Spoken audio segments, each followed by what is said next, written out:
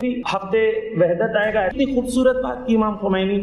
شیعہ کہتے ہیں 17 ربیع الاول کو ولادت ہے، سنی کہتے ہیں 12 ربیع الاول کو ہے. تو اس کے بجائے کہ ہم جھگڑا کریں کہ 12 ہے یا 17 ہے، آؤ مل کے 5 دن مناتے ہیں. اتنی اچھی بات ہے، کتنی خوبصورت بات ہے نا.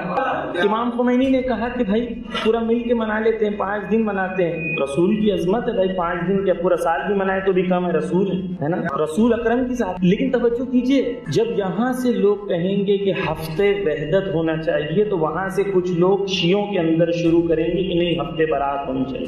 صادق شیرازی جن کو لوگ آیت اللہ کہتے ہیں، وہ اور ان کے ماننے والے پوری کیمپین چلائے.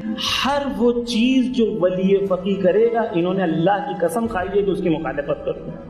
ہفتے برات امام خمینی سے پہلے نہیں مناتے تھے. امام خمینی نے بنایا تو اچانک ان کو SMS آیا کہ ہاں یہ بھی منانا چاہیے. یہاں سے جو چیز ہوگی وہاں سے مخالف. کیوں؟ کیونکہ دشمن چاہتا ہے مسلمان متحد نہ رہے.